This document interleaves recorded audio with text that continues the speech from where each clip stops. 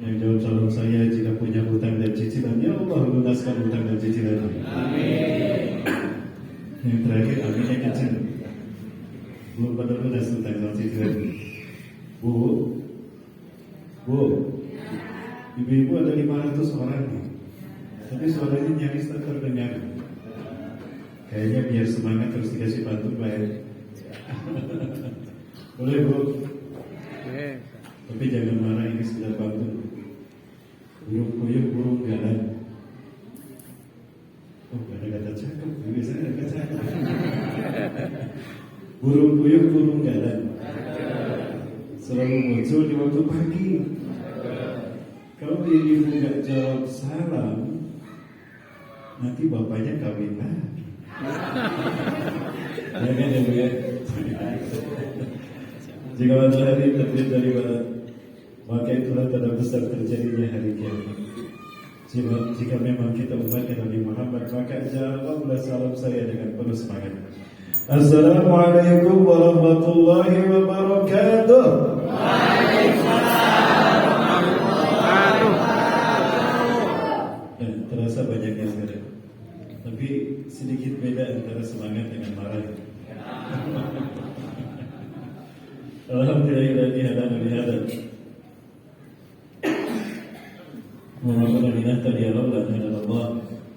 Wa qad ja'a rasulullah bil haqq wa nu'tikum mujaddah ورثتموها بما كنتم تعملون أشهد أن لا إله إلا الله وحده لا شريك له وأشهد أن محمدا عبده ورسوله الذي لا نبي ولا رسول بعده اللهم صل وسلم على نبينا ونبينا محمد بن عبد الله وعلى آله وصحبه ومن والاه ما شاء الله كان وما لم يشاء لم يكن ولا حول ولا قوة إلا بالله. قال الله تعالى في كتابه الكريم وبقوله يتبع مهتد العوذ بالله السميع العليم من الشيطان الرجيم من همزه ونفخه ونفثه يا أيها الذين آمنوا اتقوا الله ولتنظر نفس ما قدمت لغد واتقوا الله إن الله خبير بما تعملون. وكما قال تعالى في آية أخرى ونجينا لوطا ونوح من آل فرعون في الأرض المقدسة التي باركنا حوله الآية. وكما قال تعالى في آية أخرى سبحان الذي أسرى بعبده ليلا من المسجد الحرام إلى المسجد الأقصى الذي باركنا حوله لنريه من آياتنا إنه هو السميع البصير. وكما قال تعالى في آية أخرى ولن ترضى عنك اليهود ولا النصارى حتى تتبع ملتهم الآية.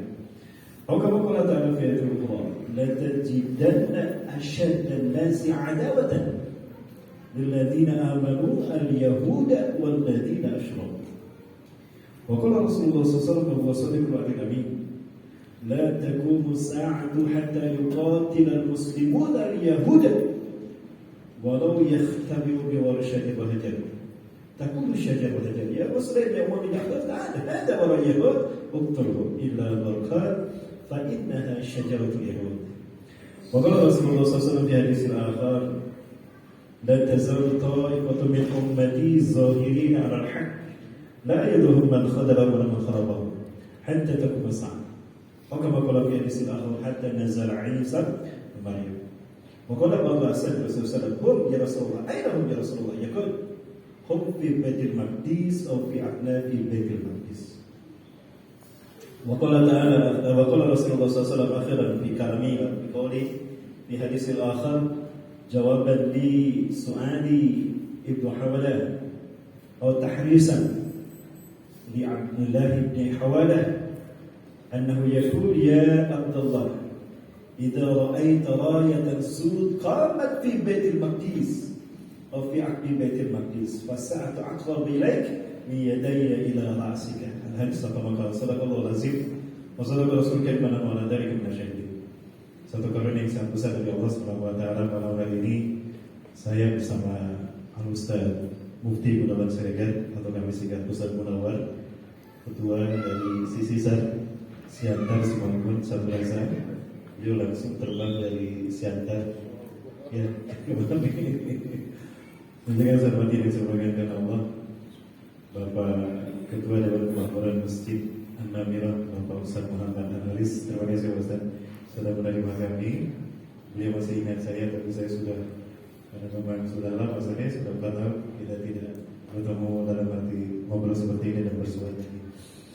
Kemudian saya didampingi oleh Ketua LKPMI yang tadi menjadi admin majelis, MC ya, MC akhir zaman. Forum Komunikasi Pengusaha Muda Indonesia Sumatera Utara, Abangda Azhar Hussein, SE, dan juga tim dari Safari Dakwah kita pada kesempatan kali ini. Yang saya hormati dan saya muliakan karena Allah, Ketua Dewan Kemakmuran Masjid An-Namiran beserta jajarannya, para orang tua kami, ibu-ibu kami, sesepuh kami, para nini mama, para datuk, para asatidz dan asatidzah, mohon maaf yang kecil tidak bisa saya sebut nama, yang besar tidak bisa saya sebut gelar. Hadirin kaum muslimin subhanallah. Bagaimana kabarnya Bapak Ibu, sehat?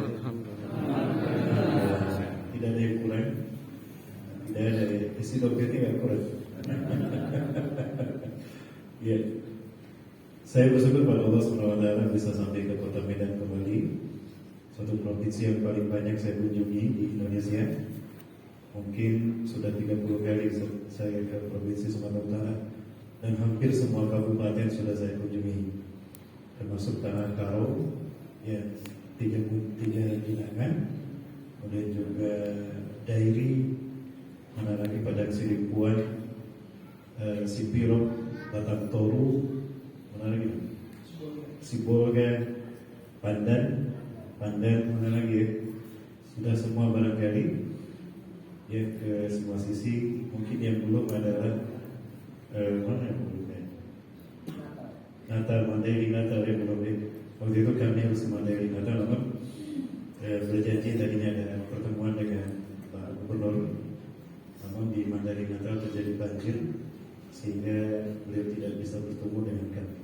Kalau dengan Pak Ijek Rajeksa, dengan Pak Ijek sudah beberapa kali bertemu, tapi kalau dengan Pak Gubernur belum. Ya, tapi alhamdulillah saya pertama kali bertemu dengan salah satu dan capres ini di Kota Medan juga, ya, dengan Pak Anies Baswedan. Kita bertemu, kita salat berjamaah bersama di Masjid Raya, kemudian kami ngobrol sebentar di Hotel Madani ya, di ruang VIP saat makan siang. Namun sayang sekali saya belum bicara banyak tentang Indonesia bersama beliau. Kalau seandainya ada kesempatan mungkin bisa berbicara tentang konstelasi politik di tanah air kita seperti apa dan bagaimana Indonesia ke depan. Mengingat tahun depan ini tahun yang sangat luar biasa, baik dari sisi politik ataupun dari sisi ideologi. Dari sisi politik tahun depan memang menentukan arah bangsa kita, apakah berubah menjadi lebih baik ataupun tidak. Tapi kita berharap tahun depan siapapun yang menjadi presiden, Indonesia menjadi lebih baik lagi. Amin. Apalagi melihat dari sisi ideologi, tahun depan ini banyak dibicarakan orang, terutama para ahli hadis, tentang isu kebangkitan Islam. Jamaah yakin Islam akan bangkit? Yang jawab sedikit, berarti yang yakin sedikit. Jamaah. Woi jamaah, mau masuk surga apa mau masuk neraka, Bu? Mau langsung apa mau mampir dulu ke neraka? Langsung. Mau langsung malam ini? Mau Bapak Ibu duluan saya belakangan atau saya belakangan Bapak Ibu duluan? Sama aja. Baik Bapak Ibu dan hari ini pandangan semua manusia fokus ke Palestina. Jadi ini yang membuat saya merinding. Kenapa demikian? Kalau kita lihat di dalam ayat ini, ayat pertama surat Al-Isra. Di sini Allah SWT, boleh saya berdiri? Tidak usah izin. Maaf, saya boleh. Ini adalah ayat satu-satunya yang diawali dengan kalimat Subhan.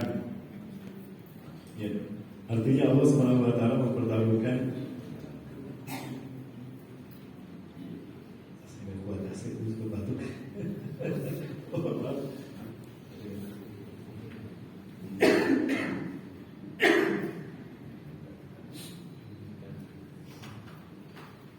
Dulu di Palestina saya lama musim salju.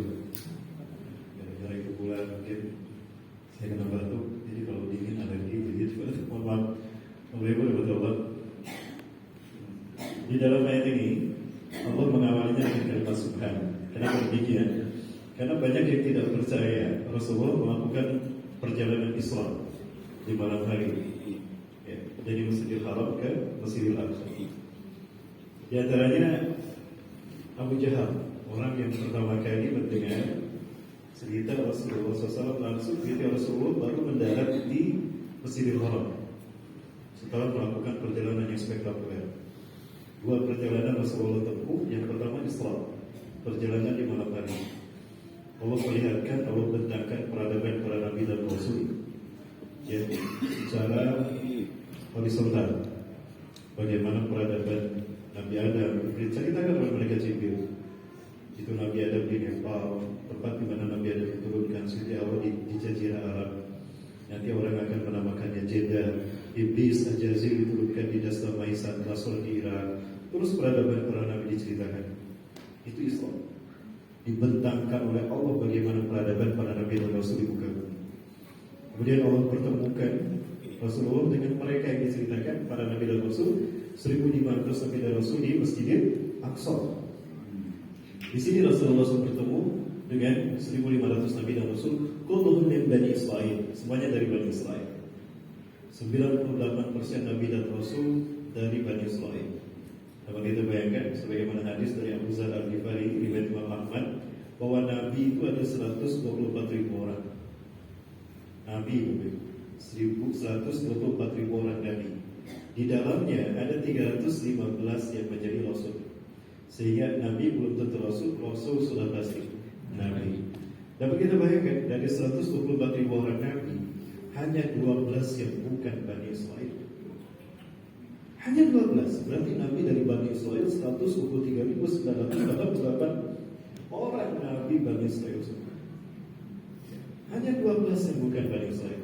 Dan dari 12 Nabi yang bukan Bani Israel, hanya 4 orang saja Nabi dari bangsa Arab. Dan saya yakin 4-4-nya, tiga-tiganya tinggal di masjid di sekitar Syam, Masjidil Aqsa. Nabi Hud, ya, yang diutus Allah ke kaum Ad, ibu kotanya Irak, kaum Nabatiyah, Umahat.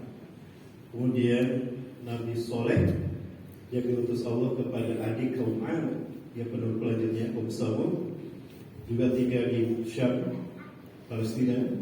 Kemudian Nabi Syu'aib yang tinggal di negeri Madian, juga berbatasan dengan Palestina. Ya, dan satu lagi Nabi yang dari bangsa Rasulullah Muhammad SAW. Nah, Rasulullah SAW dipertemukan dengan Nabi yang diceritakan jumlahnya 1.500 orang. Semuanya kumpul di sini. Mereka sholat berjamaah di belakang Rasulullah semuanya, dan Rasulullah berdiri di sini menjadi imam sholat. Inilah mihrab di mana Rasulullah menjadi imam sholat ketika itu, mengimami 1.500 Nabi dan Rasul ketika Islam. Selesai bertemu dengan mereka,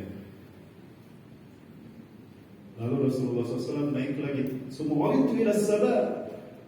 Walaqaitu bi Adam alaihissalam fi samai ula. Aku kemudian dinaikkan ke langit menaiki batunya batu Mi'raj. Nah, batunya ada di masjid ini, batu Mi'raj. Orang menyebutnya Sahra. Besar batunya sebesar kubahnya kubah emas. Ya. Nah, batunya ada di sini. Sampai sekarang masih terapung. Kita bisa sholat di bawah batu itu. Ya. Nah, disinilah batunya mendapat. Kemudian Rasulullah naik. Di langit pertama bertemu Nabi Adam alaihissalam. Di langit kedua bertemu Nabi Idris. Di langit ketiga bertemu dengan Nabi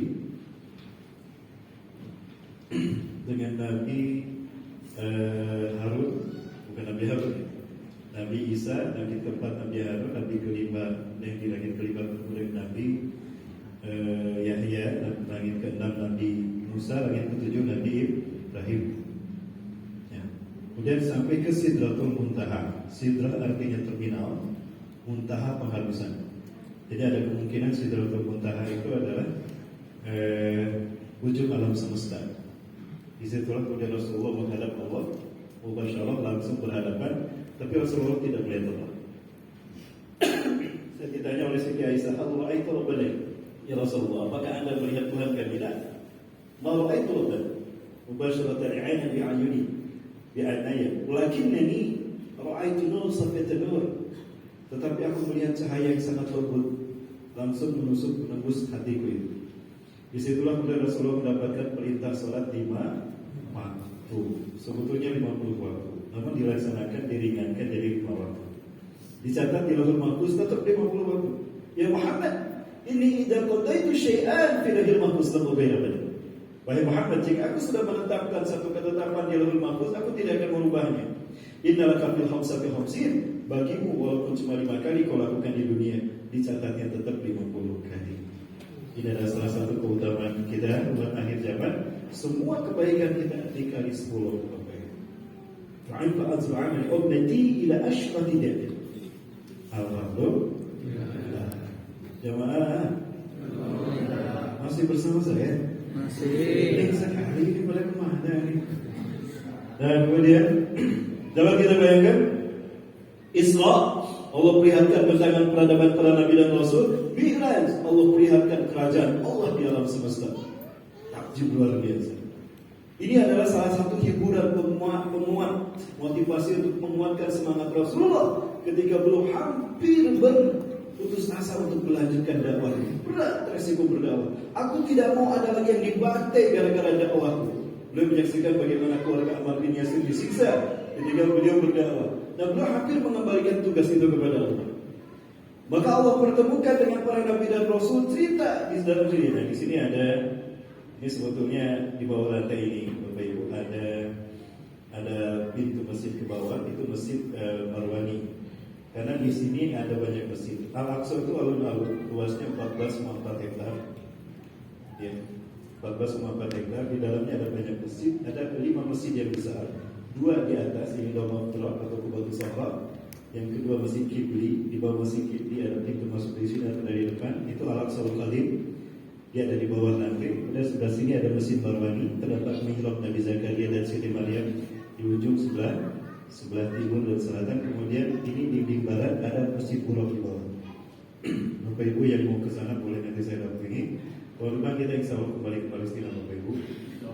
Insya Allah ya, bisa perlihatkan salah satu kunjungan saya ke San Joseph Hospital di Yerusalem Timur. Kami hanya diberi waktu 15 menit. Ya, kami masuk itu diizinkan hanya 5 dan 6 orang bersama saya, sama bawa beberapa dokter. Ada kepala rumah sakit juga untuk mengunjungi masyarakat Gaza yang dibantai oleh polisi Yahudi. Nah, itu pada saat mau COVID. Ketika COVID kami berhenti 3 tahun, begitu dibuka kami langsung masuk juga. Bapak Ibu dan Alhamdulillah tahun ini saya tidak bisa masuk. Terakhir kemarin seminggu sebelum Gaza berdarah, tanggal 1 Oktober, saya masih berada di Yerusalem. Saat itu saya harus ke rumah sakit, tapi sayang sekali situasi sudah tidak kondusif. Tapi tidak terlihat tanda-tanda akan ada serangan dari Hamas. Sepertinya orang-orang Israel itu tenang-tenang saja, adem-adem saja, terutama di Al-Quds, Bapak Ibu, atau di Yerusalem. Tanggal 3 saya kembali ke Indonesia, tanggal 7 meledak. Subhanallah. Namun alhamdulillah bantuan kita sudah sampai ke saudara-saudara kita, nanti saya perlihatkan. Baik Bapak Ibu yang saudara-saudara. Ini saya baru prolog sudah jam 9 Bapak Ibu. Sampai jam berapa nih Bapak Ibu? Katanya malam minggu ini malam yang panjang. Ya, pagi. Sampai jam berapa Bapak Ibu? Sampai selesai ya? Kalau selesai subuh nggak apa-apa. Iya, tapi saya nggak yakin subuh masih bertahan di sini. Kayaknya jam 10 sudah banyak yang muntaber itu. Tahu muntaber? Mundur tanpa berita. Jangan lupa Allah Subhanahu wa taala. Nah, jadi luar biasa perjalanan yang ditempuh Rasulullah SAW ketika melaksanakan ibadah, ketika mengalami peristiwa Isra Mi'raj. Nah, di dalam ayat tadi dikatakan, "Allati subhanallati asra bi 'abdihi lailan minal masjidil haram", dari Masjidil Haram ila Masjidil Aqsa. 2 masjid inilah yang pertama kali dibangun oleh Nabi Adam di muka bumi. Tugas Nabi Adam yang pertama adalah membangun fondasi peradaban manusia. Yang pertama diperintahkan Allah kepada Nabi Adam, tugas pertama adalah berangkat dari Nepal, karena Nabi Adam diturunkan di Nepal. Nabi Adam dari surga dipingsankan Allah setelah memetik buah-buahan kayu. Allah pingsankan, bongkahan tanahnya diambil, dijatuhkan di fi makani a'la fawqal ard, di tempat tertinggi di muka bumi. Hebat. Siti Hawa diturunkan di Jazirah Arab. Titik Siti Hawa jatuh Jidah. Adapun iblis Al-Jazil diturunkan dalam bentuk seekor ular besar, bertanduk, bersayap, bisa mengeluarkan api, punya kaki dan tangan dan bisa berbicara. Ular apa? Ular naga. Itulah sejarah ular naga pertama di muka bumi. Allah kutuk iblis menjadi ular naga. Dapat kita bayangkan dengan satu ular naga Al-Jazil, dunia gonjang ganjing. Indonesia 9 naga lebih gonjang ganjing. Betul? Ada 9 naga di Indonesia. Tapi ternyata naga di Indonesia ada 10. Cuma yang ke-10 naganya baik hati, suka nolongin orang. Ya. Punya harta banyak, digunakan untuk menolong orang-orang tanpa pamrih. Dia berada di Sumatera Utara. Naga Bona. Oh iya, betul betul. 100 tahun Nabi Adam dan Siti Hawa terpisah. Nabi Adam di Nepal, Hindustan, Siti Hawa di Jeddah, Jazirah Arab. Tugas pertama Allah perintahkan pada Nabi Adam membangun Masjidil Haram. Ya Adam, ini ladaya baitun bi Bakkatal mubarakah allati tusawi arshihada. Itu wasala fi. Fatawajjah ilayya hina salaita alayya. Innaka sa'jibu du'aka kull haya. Hei Adam, aku punya satu rumah Ka'bah di Mekah yang aku berkahi, di mana Mekahku itu lurus dengan arusku. Datangilah dia dan aku akan mengabulkan semua doa-doamu di sana. Salatlah kamu menghadap ke Ka'bahku dan lakukanlah tawaf mengelilingnya untuk ibadah hajimu. Allahu Akbar. Allah menegaskan bahwa kenapa Ka'bah ada di Mekah, tidak di kota Medan? Karena Mekah lurus dengan arus Allah. Itulah alasannya kenapa Ka'bah ditempatkan di Mekah. Karena Mekah lurus dengan arus Allah. Dan karena Mekah lurus dengan arus Allah, maka sucinya arus Allah hadir di tanah Mekah. Sehingga tanah Mekah dinamakan tanah haram. Masjid yang dibangunnya Al-Masjid. Ketika sebelum hijrah Rasulullah menegaskan tentang arti Mekah di muka bumi. Inna hadzal balad haramahullah yauma khalaqas samawati wal arda fa huwa haramun bi hurmatillah ila yaumil qiyamah. Sesungguhnya negeri Mekah ini Allah sucikan dia, Allah haramkan dia di hari Allah menciptakan langit dan bumi. Maka Mekah tetap suci dengan kesucian Allah sampai hari kiamat. Yang itulah kenapa dinamakan tanah haram. Ternyata Ka'bah adalah titik poros yang menghubungkan bumi dengan arus Allah. Ketika kualitas tauhid manusia baik, maka Mekah ini kokoh karena titik tauhid itu kuat menggantung arus Allah. Tapi ketika masjid kosong, sholat berjamaah kosong, maka berkurang energi yang mengaitkan Ka'bah dengan arus Allah, maka banyak terjadi gempa dan gunung-gunung meletus. Itu Bapak Ibu yang Allah Subhanahu. Nanti kita bahas khusus tentang energi sholat. Luar biasa, sebagaimana hukum energi, bahwa energi tidak bisa dimusnahkan dan tidak bisa diciptakan, tapi dirubah bentuknya. Ternyata sholat juga merupakan salah satu cara kita mengirim energi tauhid kita. Luar biasa Bapak Ibu. Dari situ saya takjub kenapa harus Islam, paham kenapa harus Islam. Yang khusus kita bahas dalam satu pertemuan, kenapa harus Islam. Saya butuh 3 jam untuk membahas. Nanti lagi saya di sini. Jamaah lanjut. Itu mesti dilakukan. Ya Rasulullah, ayyul masjid bunya fil alam awalan. Kata Abu Zar kepada Rasulullah. Ya Rasulullah, masjid apakah yang pertama kali dibangun di muka bumi? Al-Masjidil Haram. Suma ayyun ya Rasulullah. Kemudian masjid apa yang dibangun kedua di muka bumi setelah Masjidil Haram? Al-Masjidil Aqsa. Al-Masjidil Aqsa. Kam bainahuma, berapa jarak pembangunannya? Arba'una sanah, 40 tahun. Jadi setelah berdiri Masjidil Haram, Nabi Adam berdiri dapat beribadah, sholat, menghadap ke Ka'bah dan melakukan tawaf ibadah haji. Maka kemudian 40 tahun berikutnya Allah perintahkan Nabi Adam membangun masjid yang kedua, Masjidil Aqsa. Dibimbing malaikat Jibril dan pas dibantu pasukan malaikat membangun Masjidil Aqsa. Aqsa artinya paling jauh dari Masjidil Haram, itu arti Aqsa. Berapa jarak dari Masjidil Haram ke Masjidil Aqsa? 1233 km. Ini jarak yang ditempuh Rasulullah ketika Islam. Ya, jarak dari Masjidil Haram ke Masjidil Aqsa 1233 km. Makanya Abu Jahal tak percaya. Ya Muhammad, idza dhahabtu min huna al-masjidil haram ila al-aqsa sa'akali shahran wahidan tamaman wa iyaman shahran wahidan tamaman wa anta taqul laylatan anta majnun ya Muhammad. Muhammad, aku berangkat dengan kendaraan tercepat dari Masjidil Haram ke Masjidil Aqsa 1 bulan. Itu kendaraan tercepat. Pulang lagi 1 bulan. Jadi PP 2 bulan. Dan kamu bilang hanya 1 malam. Gila kamu Muhammad. Itu kata Abu Jahal. Udah gitu kamu bilang kamu naik ke 7 langit bertemu dengan Allah Tuhanmu. Sekarang pagi-pagi ada di sini. Gilanya benar kamu sekarang. Mana nih orang akan saya tak kasih kabar? Datang Abu Bakar. Kebenaran nih sahabatnya datang. Dari Abu Bakar. Sini Abu Bakar. Tahaddas ilai kama tahaddas tani anifan. Ceritakan pada Abu Bakar sebagaimana kau cerita tadi. Maka Rasulullah cerita tentang peristiwa yang beliau alami Isra Mi'raj. Selesai cerita, kata Abu Jahal, "Faman taru ya Abu Bakar? Hal tusaddiqa?" Apa pendapatmu Abu Bakar? Apa kau percaya? Di luar dugaan Abu Jahal. Apa jawaban Abu Bakar? Ya Abu Jahal, law tahaddas ashaddu min hadha wa jaa min 'indi Muhammadin sallallahu alaihi wasallam annahu sadaqa. Hei Abu Jahal, andai peristiwanya lebih dahsyat daripada apa yang tadi saya dengar dari beliau, lebih dahsyat lagi. Kalau yang ceritanya beliau, saya percaya. Kamu mau apa? Abu Jahal. Maka apa yang lakukan Abu Jahal? Abu Jahal garuk-garuk kepala sambil pergi. Ya sama gilanya kata Abu Jahal.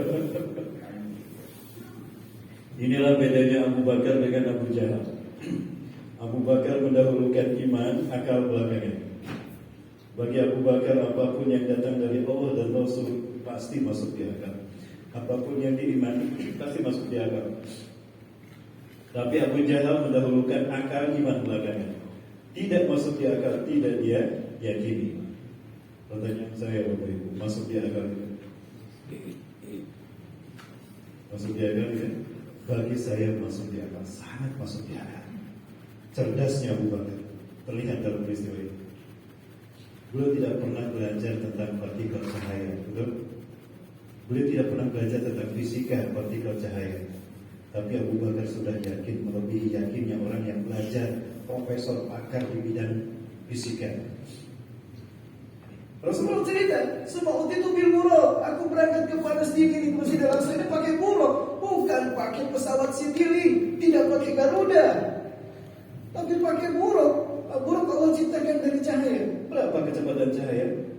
3 kali 10 pangkat 8 meter per detik. 1 detik cahaya bisa menempuh 300 juta meter. Cerdasnya Abu Bakar, ya luar biasa. Betul maksudnya kan. Naik langitnya pakai apa? Pakai Isra Mi'raj, pakai batu Mi'raj. Dengan siapa? Dengan Jibril. Berapa kecepatan terbang Jibril? Ada wahyu turun, begitu ada wahyu turun langsung sampai juga ke bumi kan? Tidak delay Bapak Ibu, tidak delay bertahun-tahun, tidak Bapak Ibu sekalian. Ya, luar biasa pemahaman Abu Bakar. Jadi yang kira siapa? Abu Jahal. Makanya disebut Abu Jahal. Maka saat itu Abu Bakar mendapatkan gelar As-Siddiq langsung dari Allah. Jibril tahbid ila al-ardi. Kul bashir abdi hada Abu Bakar li'annahu As-Siddiq. Jibril turun kasih tahu Abu Bakar, aku beri gelar As-Siddiq, langsung Allah yang memberikan gelar As-Siddiq. Jamaah, jamaah. Saya bukan Ustaz Maulana, masih bersama saya. Sepi sekali ini rasanya. Jamaah yang dibantu Allah Subhanahu wa Ta'ala. Palestina itu wilayahnya wilayah Syam. Yang warna biru ini Palestina. Yang warna merah ini West Bank, ada Yerusalem di dalamnya. Dan warna merah ini wilayah Gaza. Ini wilayah yang bernama Syam. Jadi Syam ini berada di wilayah bagian barat Asia atau dan Palestina ini di bagian barat daya bumi Syam atau di pantai timur Laut Tengah, di Laut Tengah, Middle East, Middle Sea. Nah, disebut wilayah Syam diambil dari nama putra Nabi Nuh alaihissalam. Nabi Nuh punya 5 anak laki-laki. Yang pertama bernama Abir meninggal sebelum terjadi banjir. Yang kedua Kan'an mati ketika banjir baru terjadi tahun 3150 sebelum Masehi. Perkiraan para ahli sejarah. Adapun yang tersisa cuma 3, dan inilah yang beriman dan ikut ke dalam perahu yang dinaiki Nabi Nuh. Yang pertama Yafis, kedua Syam, ketiga Ham. Banjir reda ketika Nabi Nuh terdampar di bukit Turki Utara. Banjir mereda, maka kemudian manusia turun, memulai kembali peradaban manusia. Hanya mereka manusia di muka bumi. Yafis menarik ke mengarah ke atas, melahirkan bangsa Eropa, Romawi, Yunani, Balkan. Syam turun ke sini, melahirkan bangsa Arab. Ham turun ke sini, melahirkan Mesir dan Afrika. Itu Bapak Ibu. Ya. Lalu kita turunan siapa? Nah, ada. Tidak ada ya yang disebutkan. Kalau kita turunan siapa? Kalau bangsa Eropa dan Kaukasus turunan Yafis. Kalau bangsa Arab turunan Syam, Afrika turunan Ham. Lah kita turunan siapa? Melayu. Kita turunan siapa, Bu? Pak? Ada. Bu, Nabi Ibrahim istrinya berapa, Bu? 2. 3. Dalam satu riwayat setelah 3. menikah dengan Siti Hajar, Nabi Ibrahim menikah dengan istri yang ketiga, Kuntura binti Yuqtan al-Kan'aniyah. Kuntura binti Yuqtan al-Kan'aniyah.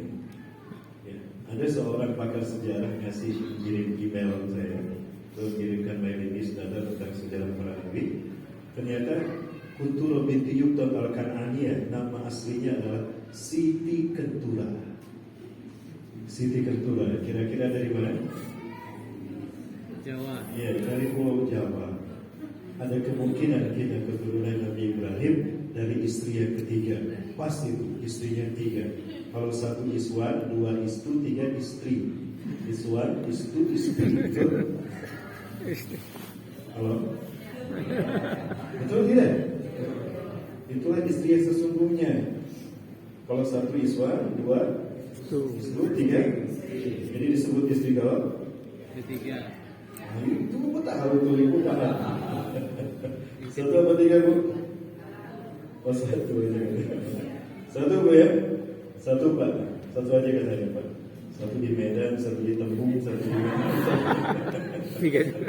Cukup 1 saja. Istri yang pertama itu Pak, karunia Allah yang terbesar. Karunia Allah bagi seorang laki-laki di dunia adalah hadirnya seorang istri. Maka sempurnanya nikmat seorang laki-laki adalah ketika dia menikah dengan seorang istri. Maka sebaik-baik seorang suami adalah dia mensyukuri kehadiran seorang istri yang pertama. Ya. Baiknya syukur seorang suami kepada istri yang pertama itu merupakan baiknya syukur dia kepada Allah. Itu Bapak Ibu sekalian. Nah, maka Nabi Muhammad SAW bersyukur pada Allah dengan hadirnya Siti Khadijah. Beliau tidak poligami selama Siti Khadijah masih hidup. Ali bin Abi Thalib tidak poligami selama Siti Fatimah masih hidup. Saya juga tidak poligami karena istri saya masih ada. Ibu tadi ada yang bertanya, Ustaz istrinya berapa? 1 Bu. Saya 1 Bu. 1 juga belum habis. Ya betul. Terus ada yang menarik. Jemaah yang berkata Allah. Ada satu peristiwa yang menarik. Ketika Rasulullah SAW akan dilahirkan, diceritakan oleh Ibnu Sa'ad di dalam kitab Ar-Rakhul Makhtum, karya terbaik Sirah Nabawiyah yang disayembarakan oleh pemerintah Saudi Arabia. Karya terbaiknya adalah Ar-Rakhul Makhtum karya Syekh Sofiyur Rahman Al-Mubarakfuri, hafizahullah. Di dalam kitabnya terjemahannya halaman 62. Kalau aslinya saya lupa lagi atau apa.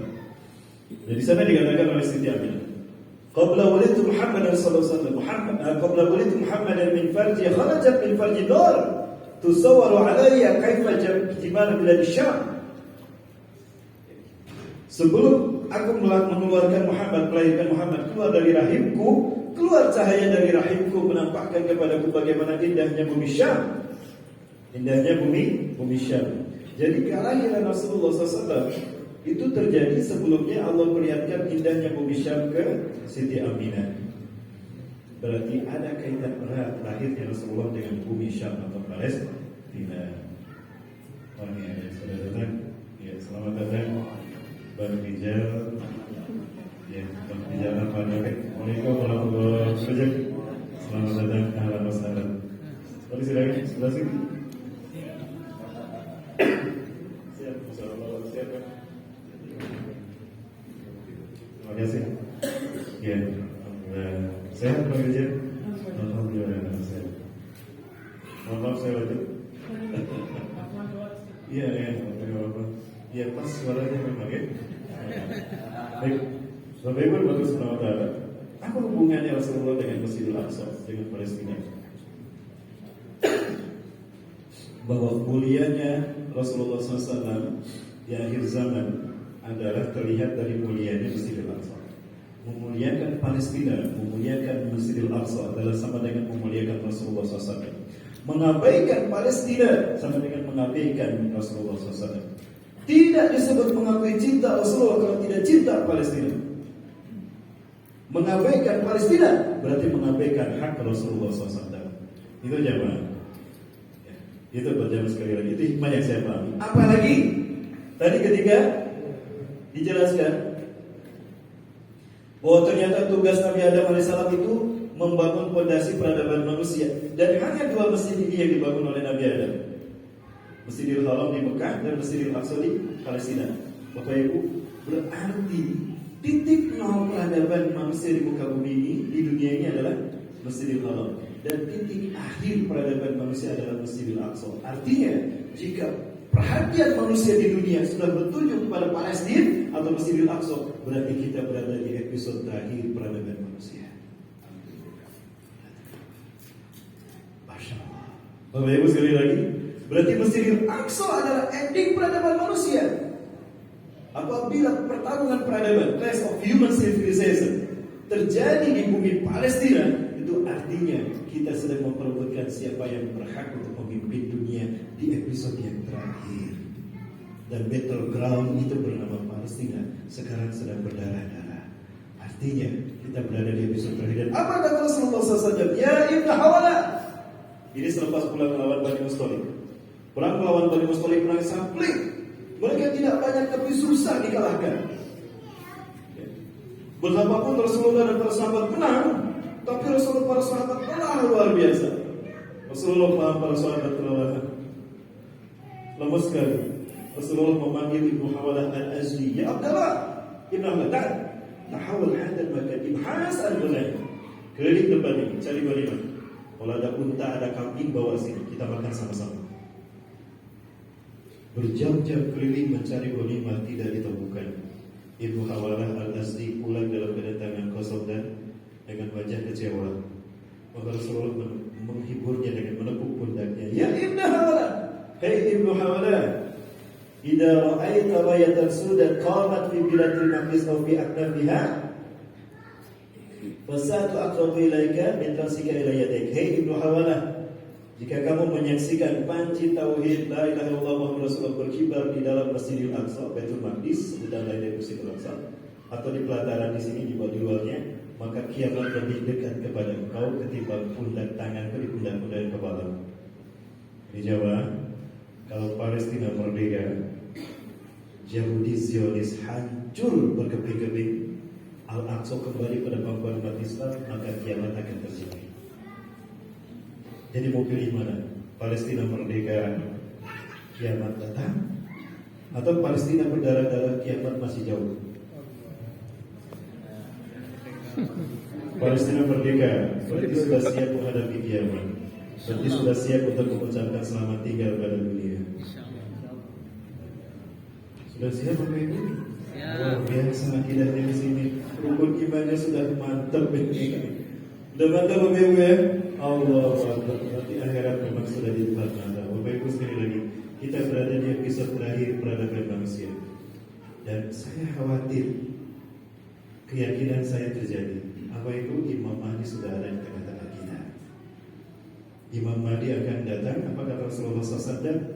Yakhruju al-Mahdi fi akhir amati 'inda ikhtilafi minan nas wa zalazil. Al-Mahdi akan keluar dari masa terakhir di ujung masa umatku yang terakhir. Ketika banyak perang di mana-mana, perselisihan di mana-mana dan gempa di mana-mana. Nanti tanda Imam Mahdi akan datang apabila tatafajjar dan tantashir dam hiwalal Ka'bah fil mataf. Apabila Ka'bah, mataf sekeliling Ka'bah penuh dengan darah karena ada 3 laki-laki berperang berebut kekuasaan setelah Raja Hijaz meninggal dunia. Imam Mahdi sudah Raja Hijaz, tidak mata Malikul Hijaz. Siapa Raja Hijaz? Hijaz adalah tempat yang terbentang dari Mekah ke Madinah. Itu Hijaz. Berarti Raja Hijaz adalah Raja Saudi Arabia. Dan Raja Saudi yang terakhir Raja Salman. Tadinya Raja Salman punya adik yang kalau Raja Salman meninggal, dia akan menjadi raja terakhir, Mukrim bin Abdul Aziz. Tapi Mukrim meninggal ketika helikopter yang dinaikinya ditembak, ada yang tembak, jatuh helikopternya meledak. Maka Mukrim tidak lagi menjadi raja, putra mahkota, calon raja tidak jadi. Maka raja terakhir berarti Raja Salman. Selebihnya putra mahkota. Nah, kemudian selepas meninggal Raja Abdullah, Muhammad bin Naif menjadi putra mahkota, Perdana Menteri. Tapi sayang sekali beliau pun meninggal tahun 2017 karena ya itulah agak berat saya berbicara tentang perhelatan politik di keluarga dinasti Musawan. Berat sekali, berdarah-darah. Nah, berarti yang menjadi putra mahkota satu orang sekarang, Muhammad bin Salman, anak kandung dari Raja Salman. Berarti tinggal satu Ustaz, katanya 3. Betul, muncul lagi 2 sekarang. Al-Walid bin Talal, putra Talal bin Abdul Aziz, dan juga Al-Khalid bin Farhan bin Abdul Aziz di Jerman. Jadi 3 sekarang. Nah, kata Rasulullah akan berperang 3 laki-laki memperebutkan kekuasaan setelah matinya raja mereka di sekitar Ka'bah. Berarti Imam Mahdi sudah ada. Kita lihat Bapak sekalian, Raja Salman sekarang usianya berapa? 90 tahun lebih kan? Kira-kira kalau berumur panjang berapa tahun lagi? Dan beliau wafat, maka Imam Mahdi akan dibaiat. Dan Imam Mahdi kata Rasulullah akan memimpin umat Islam di dunia ini 7 sampai 9 tahun. 7 sampai 8. Dalam hadis ini sampai 9. Yaitu 7 sampai 9 kali musim haji. Apakah dimulai di musim haji tahun depan? Wallahu a'lam bishawab. Saya tidak tahu apakah tahun depan Imam Mahdi akan muncul.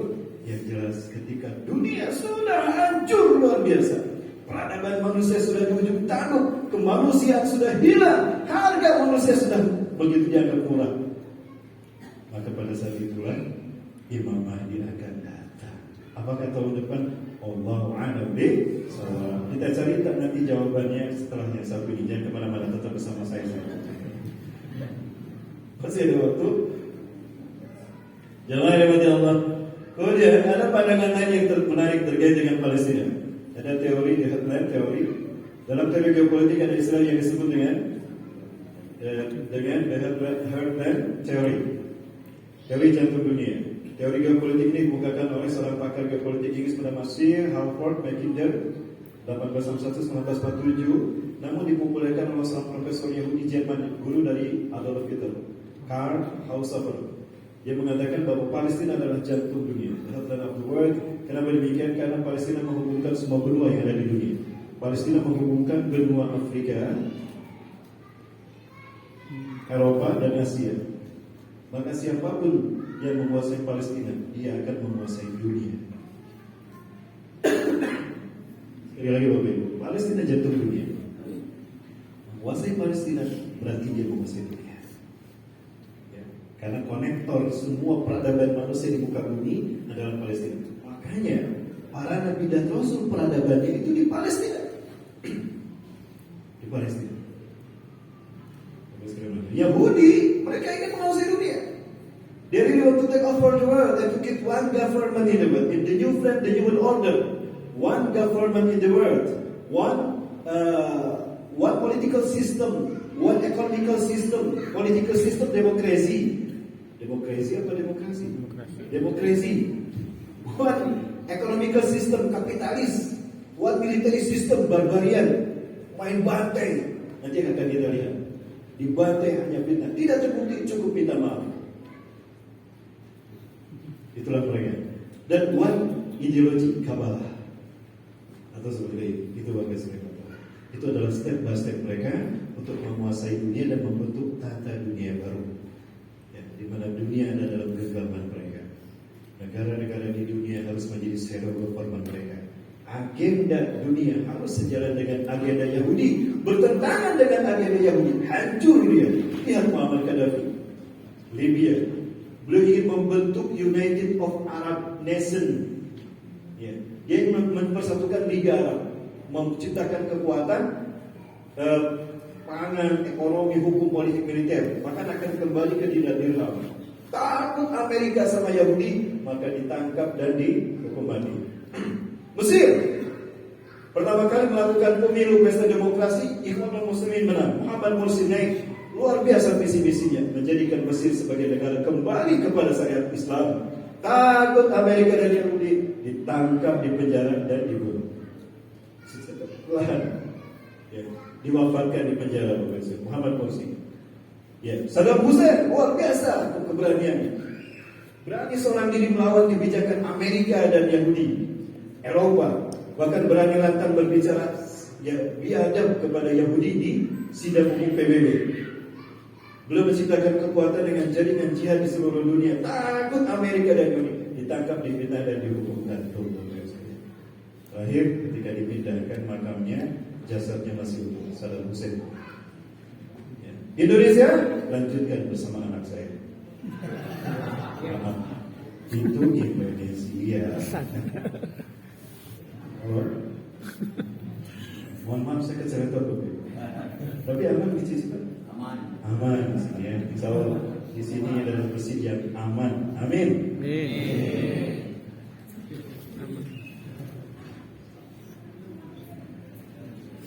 Apa yang terjadi kemudian Bapak Ibu rahmati Allah? Tragedi bermula dari cerita ini Bapak Ibu. Dulu Palestina menjadi bagian batalion kelima dari wilayah kekuasaan Turki Utsmani. Turki Utsmani berhasil menguasai 2/3 dunia. Bertahan sampai beberapa abad, hampir 600 tahun kalau tidak salah, atau tidak sampai 600 tahun. Intinya Turki menguasai dunia. Theodor Herzl, dia adalah seorang yang dibina oleh si Meron Rothschild. Rothschild lah orang pertama, dan dia sutradara di balik revolusi Prancis, revolusi industri di Inggris abad 18 dan juga revolusi Amerika. Ketika revolusi Prancis berakhir, dia menganggap gagal. Maka dia persatukan 12 pemimpin dinasti Yahudi di seluruh dunia. Dia ikat dengan persaudaraan yang disebut dengan Illuminati. Pada seperti itu di Frankfurt Bavaria Jerman, dia membacakan 24 step by step, 24 butir step by step untuk menguasai dunia. Itulah 24 butir yang kemudian beberapa tahun kemudian oleh Theodor Herzl diresmikan sebagai protokol Zionis, the protocol of Zionism. Ya. Maka itu diperkenalkan di konferensi Zionis pertama di dunia di Basel, Swiss 1879. Ya. Itulah step by step untuk meruntuhkan Turki Utsmani. Bagaimana caranya? Palestina sekali lagi aman saja, Arab aman, Turki Utsmani berkuasa. Namun apa yang terjadi Bapak sekalian? Yahudi mulai untuk menghancurkan Turki dengan step by step tadi 24 butir protokol Zionis. Ya, didatangilah orang-orang yang punya kecenderungan untuk menentang kepada Sultan Abdul Hamid, tanda petik munafik, yang bisa dibeli iman dan hatinya dengan pangkat, jabatan, dan juga dunia. Ini cara menghancurkan negara Islam, kekuasaan Islam terbesar. Muncullah kelompok munafikun yang kemudian mereka mencoba untuk menggaungkan modernisasi di kerajaan Turki. Turki yang bersyariatkan, berasaskan syariat Islam itu mulai diteroboskan. Ada isu modernisasi, pembaharuan politik. Muncullah Turki modern dan menjadi kemudian dikader menjadi bonekanya siapa? Yahudi. Saat itu Inggris menjadi pimpinan sekutu. Siapa yang mendirikan Inggris? Silakan buka revolusi industri. Orang Masonik juga. Begitu pula Amerika. Presiden pertamanya George Washington, Masonik pertama. Di Amerika. Bagaimana saudara? Kemudian setelah berhasil membuat kekuatan yang melawan kepada kebijakan Abdul Hamid, maka kemudian Theodor Herzl datang pada Yunani. Yunani, gimana kamu? Enak gak kamu hidup di bawah kekuasaan Turki? Enak. Enak sih memang, cuma aku tidak bisa merdeka. Aku ingin merdeka. Kebetulan. Aku bantu kali Yunani untuk merdeka. Tapi kamu bantu aku untuk menguasai, untuk menentukan Turki. Caranya gimana? Kita ciptakan perang antara Yunani dengan Turki. Perangnya cukup 2 kali. Perang pertama Yunani menang, perang kedua Turki menang. Sepakat tuh. Ya, bikin salam MOU. Kemudian dikatakanlah seorang tokoh untuk menjadi pemimpin pengganti Sultan Abdul Hamid yang kedua. Dicari orang yang pas, tepat, dan benci kepada Islam. Ditemukan di Turki Selatan, perbatasan dengan Yunani, di Salonika. Dialah Mustafa Kemal Pasha, tokoh yang benci kepada Islam.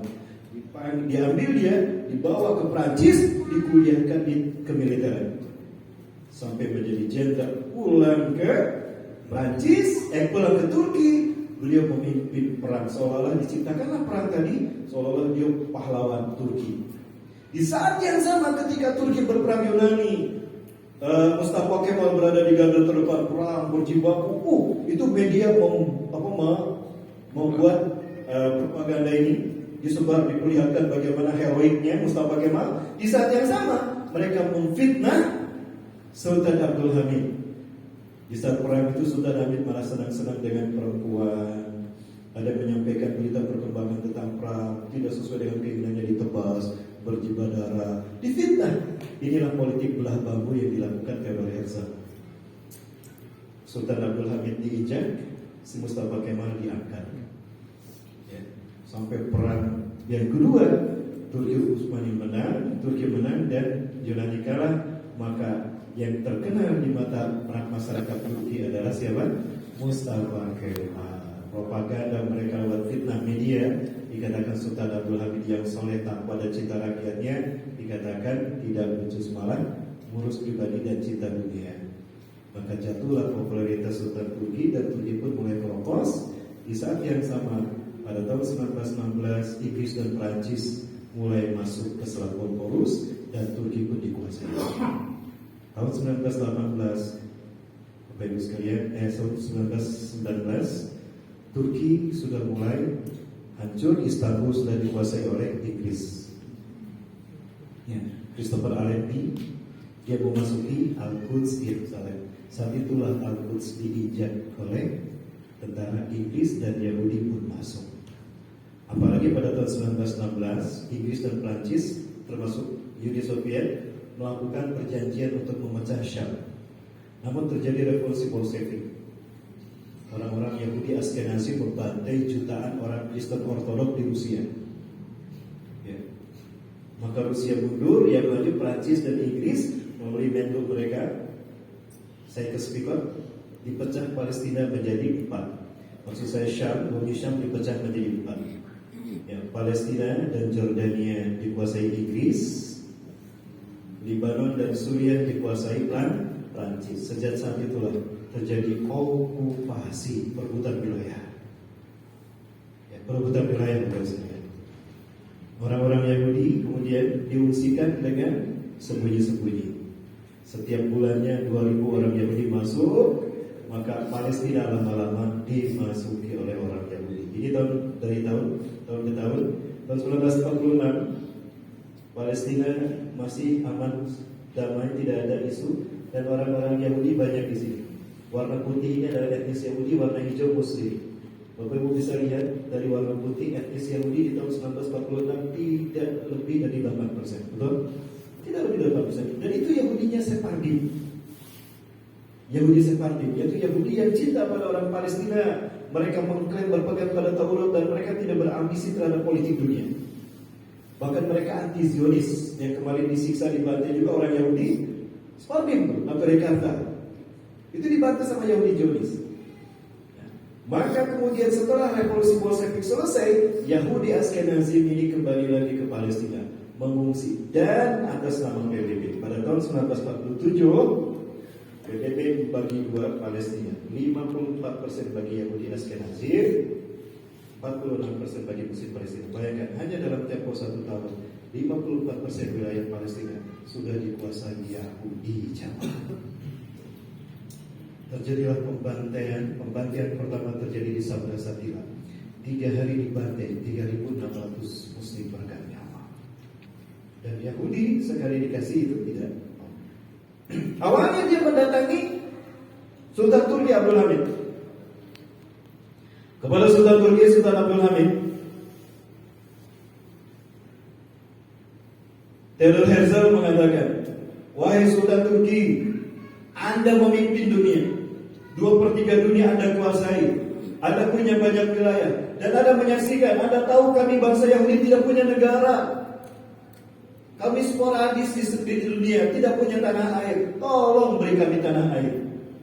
Jika Anda memberi kami sepetak tanah untuk membangun negara bagi rakyat saya, bangsa Yahudi di dunia, maka hutang-hutang Turki kami akan lunas.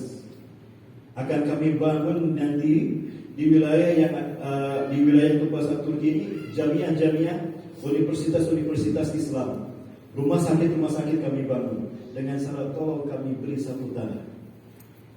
Sultan Abdul Hamid sebetulnya mau memberi satu petak tanah, namun beliau khawatir akan keinginan ambisi Yahudi meminta Palestina. Dan betul, ketika ditanya sama Sultan Abdul Hamid, andai aku memberikan tanah kepada kalian mau pilih di mana? Tolong beri kami Palestina. Kenapa dia berreferensi kita Palestina? Karena Palestina jantung dunia. Maka apa jawaban Sultan Abdul Hamid? Bapak Ibu, ini jawaban Sultan Abdul Hamid kepada Theodor Herzl. Jika daulah khilafah Utsmani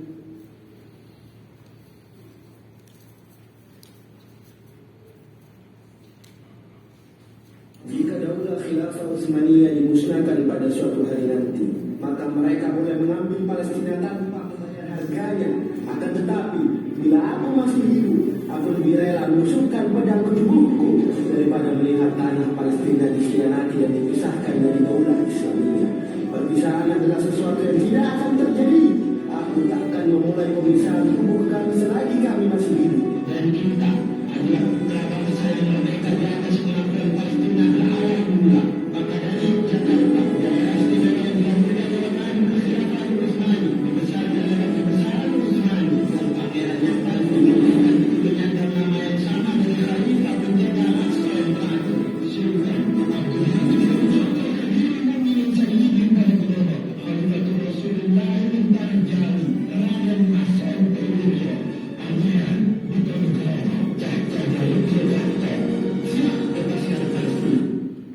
Itu jawaban dari Sultan Abdul Hamid. Dongkola siapa? Si Theodor Herzl. Maka dilancarkan perang tadi dan memang hancurlah Turki. Satu persatu negara-negara Arab dipecah dengan strategi the fight anti-Vera.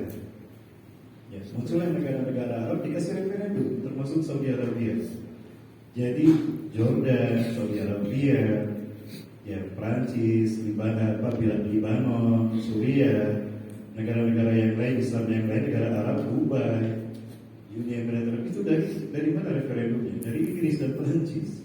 Sementara Inggris dan Prancis itu didirikan oleh siapa? Oleh Yahudi juga. Maka sekarang ketika Yahudi membantai Palestina, apakah mereka bersuara? Itulah Bapak Ibu yang terjadi. Itu Bapak Ibu. Maka sekarang kita paham kenapa mereka diam. Jamaah? Sepi sekali. Jamaah. Itulah awal mula terjadinya pembantaian Bapak Ibu, dan okupasi terus terjadi sampai hari ini. Bapak Ibu dan Allah, maka sejak saat itulah pembantaian terjadi menimpa saudara-saudara kita di bumi Al-Aqsa, di bumi Palestina. Bapak Ibu, ya padahal Masjidil Aqsa memiliki kemuliaan yang luar biasa. Apa besar kemuliaan Masjidil Aqsa? Banyak Bapak Ibu. Ibu yang Allah, Masjidil Aqsa di Palestina, nilai penting Palestina adalah adanya Masjidil Aqsa, masjid kedua tertua di muka bumi yang tadi saya sampaikan, yang dibangun oleh Nabi Adam 40 tahun setelah membangun Masjidil Aqsa. Masjidil Aqsa adalah kiblat pertama kaum muslimin selama 16 sampai 17 bulan. Bapak Ibu kita menghadap Rasulullah menghadap ke Masjidil Aqsa dan sholatnya di Masjidil Aqsa. Jadi Bapak Ibu lihat ini Masjid Kibli, masjid besar yang kedua yang ada di lingkungan Masjidil Aqsa berubah hitam. Kenapa disebut Masjid Kibli?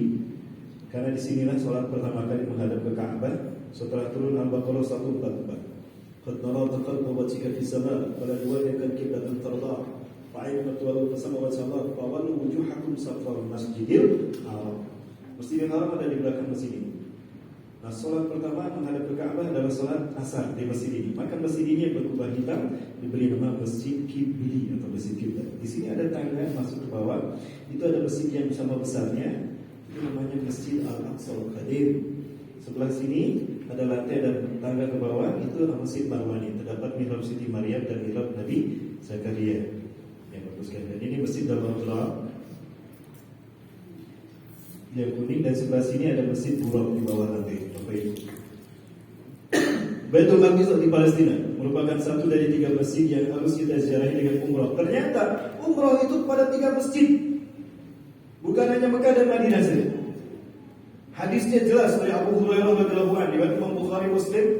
Rasulullah bersabda, "La tushaddu rihali ila salah satu masjid." Jangan berziarah dengan niatan ibadah kecuali pada 3 masjid. Al-Masjidil Haram di Mekah, wa Masjidil Rasul SAW di Masjid Nabawi, wa Masjidil Aqsa di Palestina. Jadi 3 masjid ini harus kita ziarahi dengan niatan umroh ibadah tadi. Bapak Ibu yang dirahmati Allah Subhanahu wa taala, ketika kita mengunjungi 3 masjid ini berarti kita mendatangi peradaban semua Nabi dan Rasul. Bapak Ibu, Masjidil Haram adalah titik tolak dakwah tauhid bagi Nabi Adam dan Nabi Ibrahim.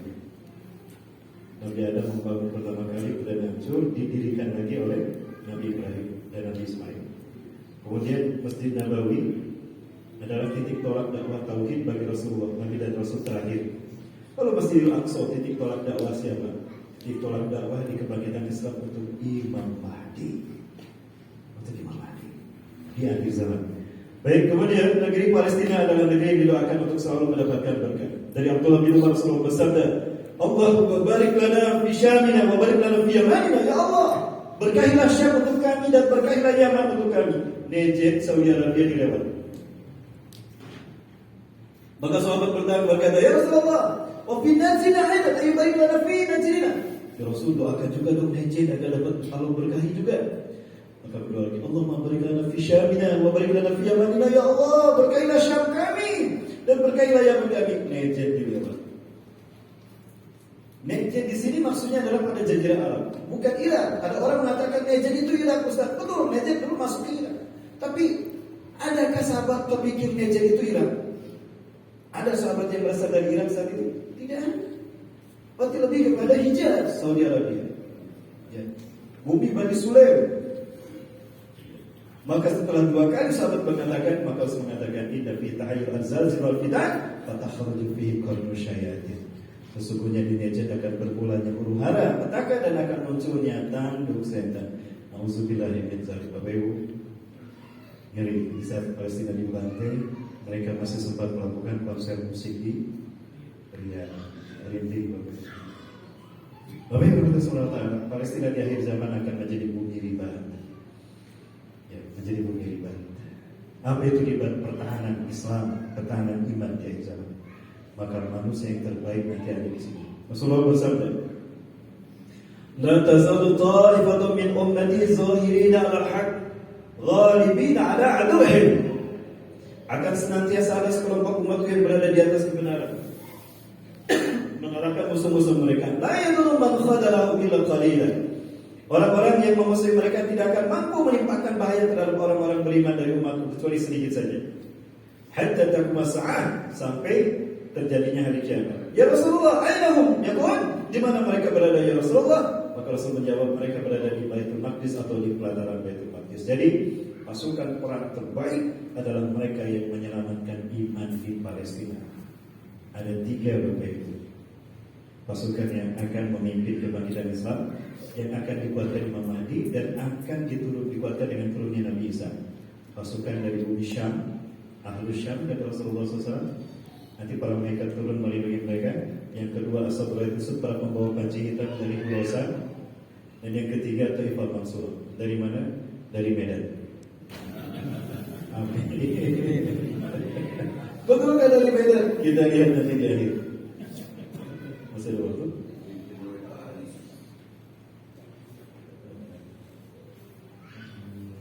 Setelah ya. Kemudian apa lagi yang terkait dengan Palestina? Palestina akan menjadi bumi hijrah di akhir zaman. Dan manusia yang terbaik atau selalu imannya adalah mereka yang tinggal di bumi hijrah Nabi Ibrahim. Satakunu hijratun ba'da hijratin. Ini dalilnya banyak Bapak Ibu. Saya lihat di dalam kutubus sittah itu ada banyak dalilnya terkait dengan ini. Akan terjadi hijrah yang wajib sesudah hijrah. Maka sebaik-baik penduduk bumi imannya adalah orang-orang yang tinggal di bumi hijrahnya Nabi Ibrahim. Bumi hijrah Nabi Ibrahim itu Al-Khalil. Al-Khalil itu dekat Masjidil Aqsa Bapak Ibu. Ya, Hebron, orang Yahudi menemukannya Hebron. Itu Palestina. Jadi manusia yang terbaik imannya di muka bumi adalah mereka yang mempertahankan tegaknya iman dan Islam di bumi Palestina. Berarti inilah alasan penting juga. Dari sekian banyak alasan kenapa harus Palestina. Karena Palestina adalah hidupnya iman kita di muka bumi. Sebaik-baik manusia imannya dan yang berjuang untuk Palestina. Maka orang yang idolensi kepada Palestina, dia memiliki sifat munafik. Hati-hati Bapak Ibu. Banyak orang yang munafik sekarang bahkan kiai kan, ngapain ngurusin Palestina, di Indonesia saja masih banyak masalah. Itu kalimat yang menunjukkan ada indikator kemunafikan di dalam hatinya. Allahu Akbar. Allahu Akbar. Itu zaman. Ya. Akan terjadi hijrah sesudah hijrah. Maka sebaik-baik penduduk bumi adalah orang-orang yang mendatangi tempat hijrah Nabi Ibrahim. Lalu yang tersisa di muka bumi adalah orang-orang yang jahat. Jadi orang-orang terbaik hanya di Palestina. Sekeliling Palestina adalah orang-orang yang jahat. Maka apa yang terjadi? Bumi menolak mereka. Allah menganggap mereka kotor, tidak berhak berada di muka bumi. Maka Allah mengirimkan api, yahsyuruhum, akan mengiring mereka bersama qiradatan wal khanazir, bersama kera dan babi. Kera dan babi adalah manusia berperilaku seperti kera dan babi. Siapa? Ahlul kitab. Nauzubillahi min dzalik. Dan terakhir Bapak Ibu sekalian Allah, Palestina akan menjadi tempat tegaknya khilafah di akhir zaman. Tadi yang saya sampaikan. Ketika perang melawan Bani Mustalik terakhir, Rasulullah dalam keadaan lelah, Ibnu Hawalah keliling, Abdullah bin Awad asli keliling tidak dapatkan ghanimah, maka Rasul menghibur mereka dengan menepuk pundak Ibnu Hawalah. Ya Ibnu Hawalah, jika engkau melihat kehilafahan telah turun di bumi Al-Maqdis Palestina, maka itu pertanda telah dekatnya berbagai goncangan, kegundah-gulanaan dan peristiwa-peristiwa besar di muka bumi. Sekali lagi Bapak Ibu. Itulah tanda dekatnya goncangan, kegundah-gulanaan dan peristiwa sebesar, termasuk akan munculnya Dajjal. Dan bagi umat manusia kiamat lebih dekat kepada mereka daripada dekatnya telapak tanganku kepada kepala Allah. Bapak Ibu yang dirahmati Allah Subhanahu wa taala. Dan hari ini umat Islam kekuatannya akan terkristalisasi menuju ke bumi Syam, Palestina. Setelah kita sama-sama menyaksikan bagaimana dahsyatnya pembantaian dialami oleh saudara-saudara kita di Palestina. Bapak Ibu, kita lihat sebentar bagaimana penderitaan saudara-saudara kita di Palestina.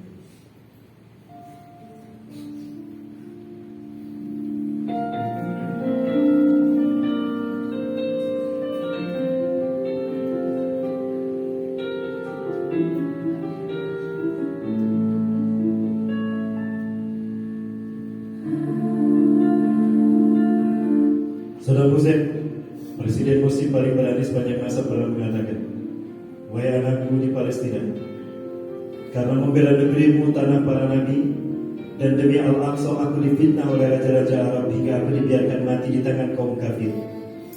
Maka janganlah kalian mengharap bantuan mereka, sesungguhnya mereka lebih peduli kepada musuh-musuhmu. Subhanallah.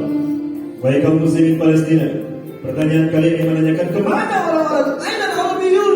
Mana orang-orang Arab? Kenapa mereka tidak membela kalian? Sesungguhnya sudah dijawab 17 tahun yang lalu oleh beliau sebelum dihukum gantung. Saudara Hussein, Bapak Ibu, inilah penderitaan saudara-saudara kita.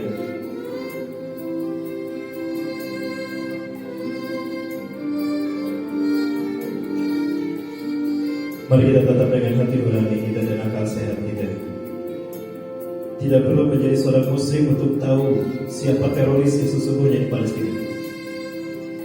Tidak perlu menjadi seorang mukmin untuk paham seberapa biadab Yahudi di tanah Palestina. Cukup menjadi mukmin yang punya akal sehat Cukup menjadi seorang manusia yang punya akal sehat dan hati nurani akan tahu sebiadab apa Yahudi di tanah Palestina.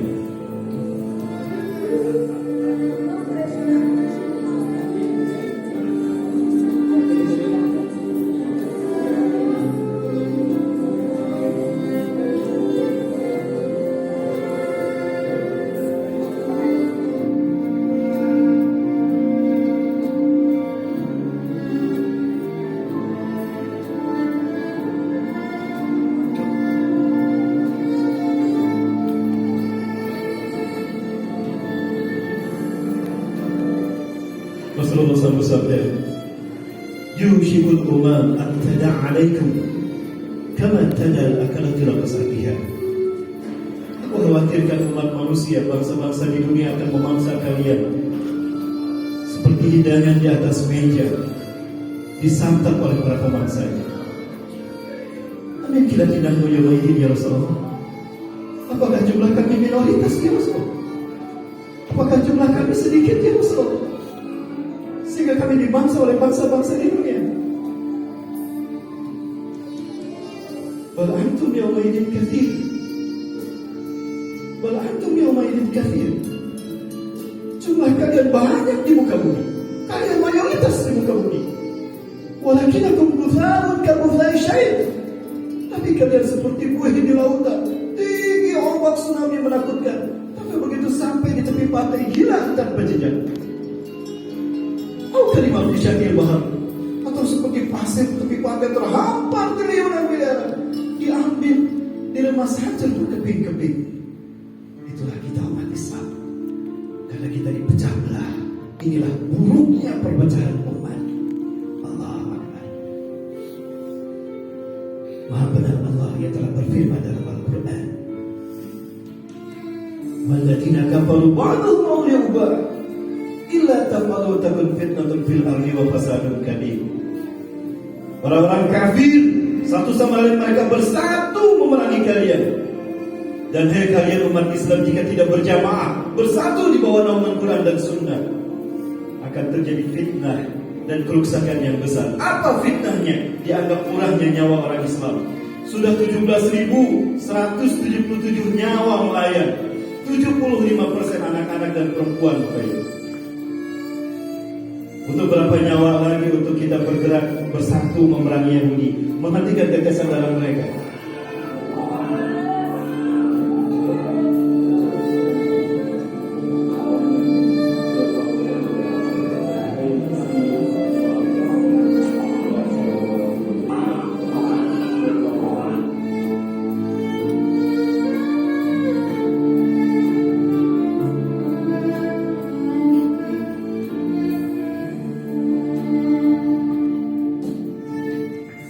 Mulai zanna mahabbah min sururi a'daikum. Allah akan mencabut rasa takut dari dada musuh-musuh kalian. Lihat hari ini Bapak Ibu, Yahudi tidak takut membantai umat Islam Palestina, padahal di sekeliling Palestina ada 300 juta lebih orang Arab Islam. Ini Palestina, di sekelilingnya ada 300 juta lebih umat Islam Arab. Yahudi tidak takut karena mereka negara-negara Arab sudah dipimpin oleh orang-orang yang mereka bentuk, yang loyalnya kepada mereka Yahudi. Walaupun pada hidup mereka membantu triliunan, andai mereka menginfakkan satu dunia untuk membantu Palestina, apakah akan menghentikan tetesan darah mereka? Tidak. Sampai sekarang tetesan darah itu masih terjadi. Allah Akbar. Mohon maaf Bapak Ibu, emosi saya keluar Bapak Ibu.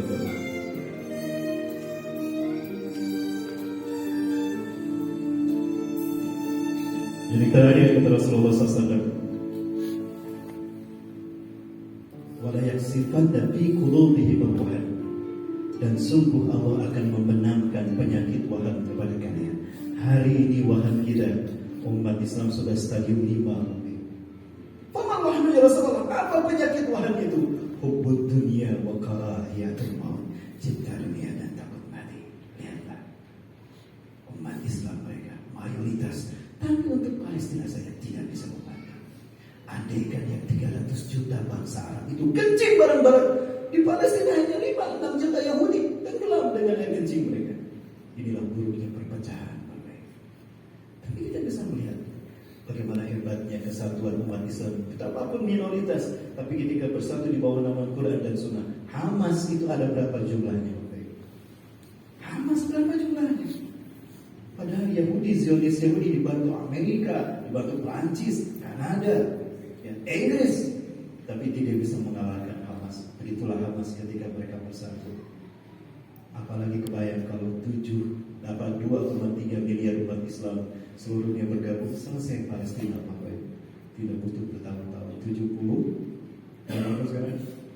78 tahun Bapak Ibu, Palestina berdarah. Bapak Ibu dalam kesempatan lalu apa yang bisa dilakukan, dan apakah Palestina akan berakhir dengan kemenangan? Pasti.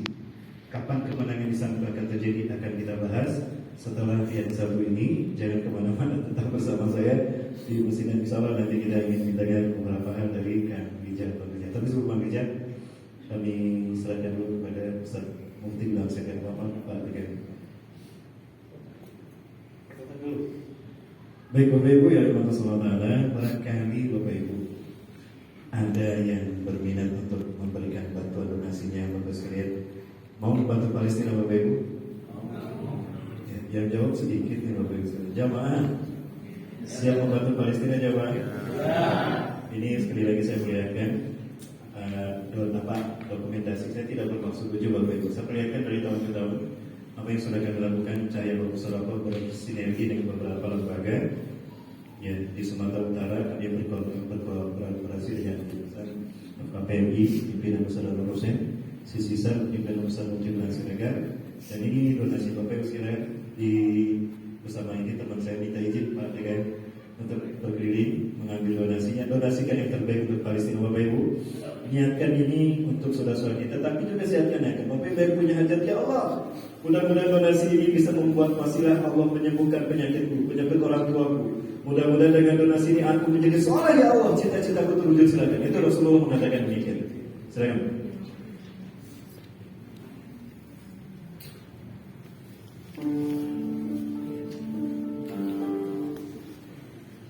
Ini begitu COVID-19 selesai, perbatasan dibuka, kami masuk bersama Hasan JR, YouTuber Indonesia. Kami mengunjungi St. Victoria Hospital di Yerusalem Timur.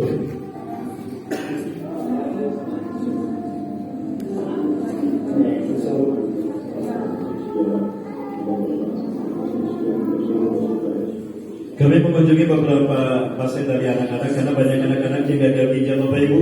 Sudah tidak ada air bersih di gajah.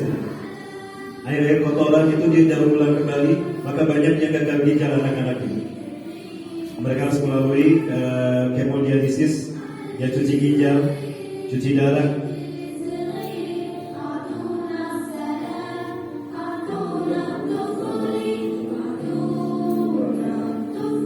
Kemudian kalau donasi Bapak Ibu sekalian menjadi sudah kejadian terus bagaimana dukungannya.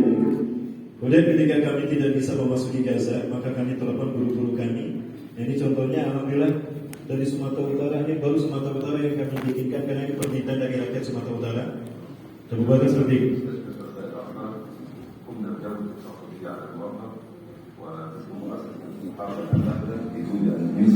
Di sudah 3 yayasan yang kami bentuk Bapak Ibu, ada Sahabat Atasan Peduli, itu yayasan kami juga. Dan ada yayasan CPS dan juga ada yayasan Tanam Kebaikan Indonesia. Semuanya adalah yayasan saya sendiri dan bersama saya sebagai pembinanya. Alhamdulillah sudah sampai beberapa donasi Bapak Ibu pada mereka. Dan ini ketika seorang saya tidak bisa bertemu langsung, beliau mengidap-idap tengah malam jam 1 malam datang ke hotel saya. Beliau Abu Muhammad dari West Bank. Ya, saya tanya kenapa harus malam ini Syekh? Orang Yahudi sudah pada tidur.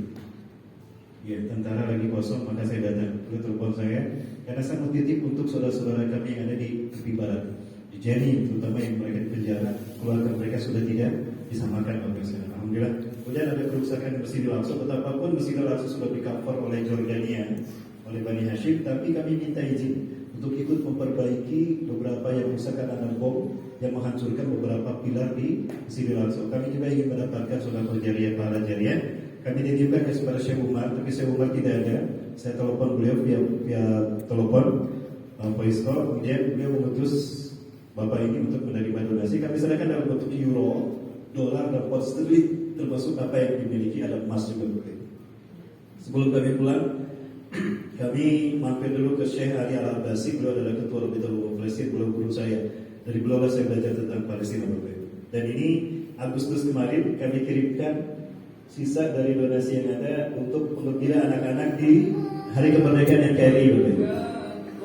Di bulan Agustus 2023 melalui guru kita Syekh Adham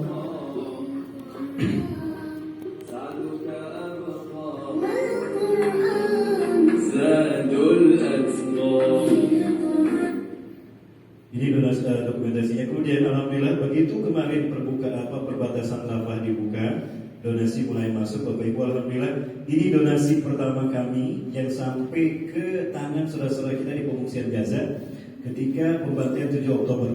Ini akhir Oktober yang lalu Bapak Ibu. Akhir Oktober. Bismillahirrahmanirrahim. Alhamdulillah wassalatu wassalamu ala Rasulillah. بتمويل كريم من مؤسسة شهايا غاضب الصدقة تم تنفيذ المشروع الطرود الغذائية سلة الخضار في ظل الهجمة الصهيونية الشرسة التي طالت كل مناحي الحياة في قطاع غزة.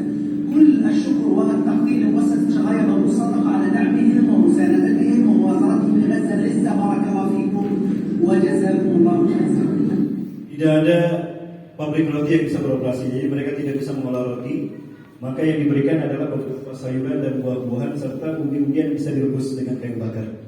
Itu sekedar untuk bertahan mereka hidup Bapak Ibu sekalian. Dan ini beberapa penerima dari donasi kita untuk tahapan pertama Bapak Ibu. Ini pembantuan tahapan pertama. Waktu itu kita kirimkan 300 juta Bapak Ibu. Saya sendiri pribadi mengirimkan ke OSP 20 juta lebih. Untuk saudara kita ada satu keluarga yang mereka harus kita selamatkan karena terintimidasi oleh tekanan tentara Yahudi di OSP. Mother, no father, to what bring my tears. That's why I will cry. Ya, kenapa banyak yang menerima anak-anak? Karena memang orang tua mereka sudah syahid, Bapak Ibu. Rumah mereka sudah hancur. Jadi mayoritas yang selamat anak-anak, kemudian mereka lah yang menerima manfaat dari hadiah kita. Ini bukan bantuan. Mereka sebetulnya tidak bertanya berbantu. Dengan tahmid dengan zikir saja mereka bisa bertahan. Ini adalah hadiah kita. Sebagaimana perintah Rasulullah kepada kita. Ya Rasulullah, Allah itu nama saja anak tahammad ilaih. Pemerintah tak mulai. Ya Rasulullah, jika kami tidak bisa berjalan ke Palestina, ke Masjidil Aqsa, sholat di sana, mengunjungi saudara kami, apa yang harus kami lakukan? Waktu di Rozita, Yusrul Jebeh. Sedekahkan harta kalian untuk membantu mereka. Nyalakan Masjidil Aqsa dengan zaitun kalian, itu sama dengan kalian sholat di sana. Apalagi kata Rasulullah, man jahaza ghaziyan faqad qaza. Siapa yang membantu para pejuang mujahid yang sedang berjuang membela Islam di sana, dia sama dengan berjihad di tanahnya sendiri di sana juga. Pahala sah kita adalah pahala mereka yang syahid di sana. Syahid para mujahid di sana yang kita bantu, pahala syahidnya pun kita dapat. Artinya, ketika mereka memberikan syafaat, nama kita akan dipanggil oleh saudara-saudara Palestina. Bapak Ibu dan saudara, mohon maaf di sampai jam 10 saya berbicara. Ya, barangkali kami ini sayang sekali kalau kita tidak minta kedua kita sudah.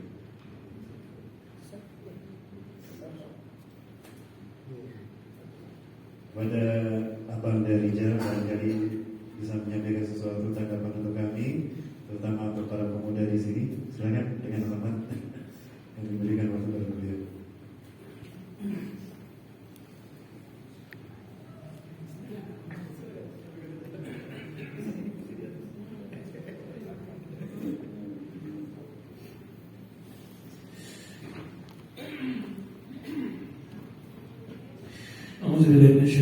Bismillahirrahmanirrahim. Assalamualaikum warahmatullahi wabarakatuh. Allahumma shalli ala sayyidina Muhammad wa ala ali Muhammad. Qala rabbi shrah li sadri wa yassir li amri wahlul 'uqdatam min lisani yafqahu qawli. Masyaallah tabarakallah. Saya datang hari ini tuh mau belajar, bukan mau ngomong, saya nggak tahu mau ngomong apa gitu. Tapi kalau boleh berbagi, di sini rata-rata kayaknya kalau lihat dari tampilan sih lebih senior daripada saya ya. Jadi cuma mungkin ada beberapa adik-adik ini lebih ke sharing ya, lebih ke sharing. Kenapa PIN ini Dan insya Allah pin ini akan terus saya pakai. Kenapa pin Palestina ini ada di saya? Karena saya pengen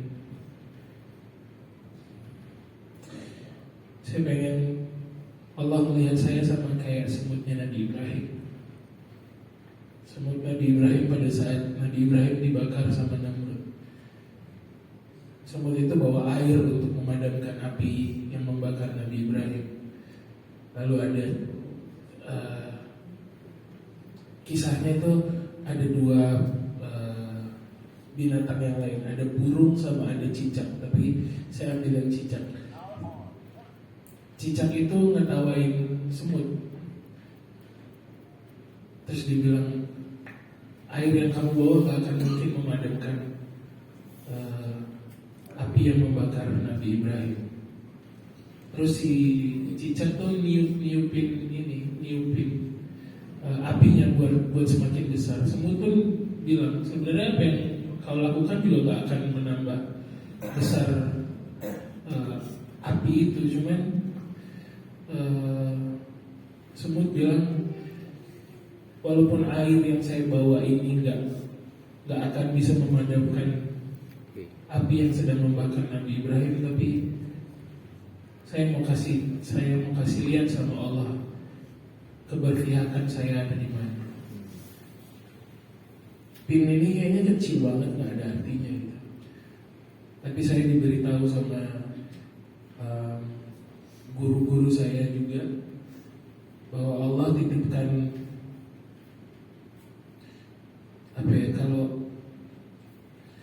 kalau guru saya pernah bilang saya itu dititipin wibawa sama Allah, dititipin wibawa, jadi saya dikenal sama orang yang insya Allah gerak-gerik saya kalau saya melakukan kebaikan terus ada yang meniru kebaikan yang saya lakukan, insya Allah itu akan jadi ceria,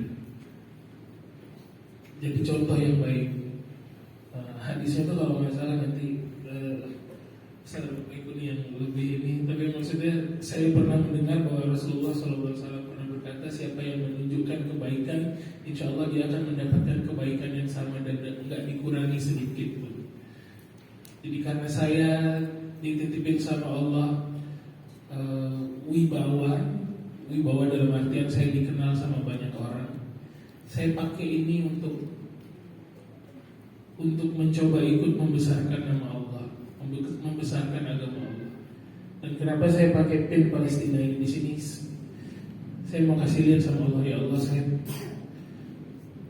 saya peduli sama saudara-saudara saya di Palestina. Saya berdoa semoga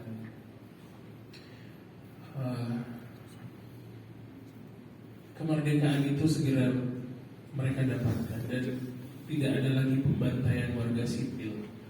Kalau mau fair, kalau mereka bilang kami melawan teroris, kalau fair lawannya tentara lawan tentara gitu. Tapi ini kan yang terjadi kan bukan tentara yang dilawan, tapi ini pembantaian massal gitu. Ustaz Rahmat juga tadi bilang 17.000 dan 75%-nya 80% lebih malah yang meninggal anak-anak kecil, orang-orang sipil. Jadi ya ini harus kita masukkan dalam hati bahwa insya Allah kita bersaksi di hadapan Allah bahwa hati kita bersama saudara-saudara kita di Palestina.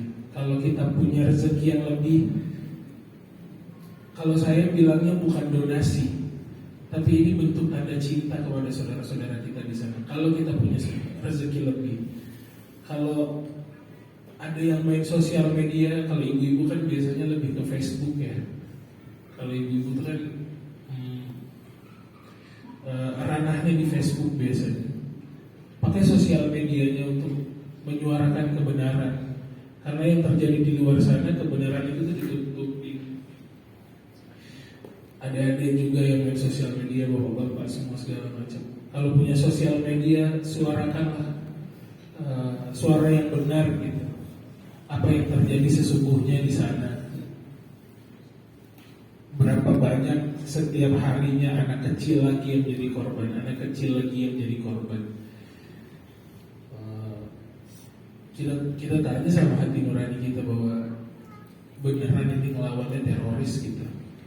Orang yang dibantai anak-anak kecil semua.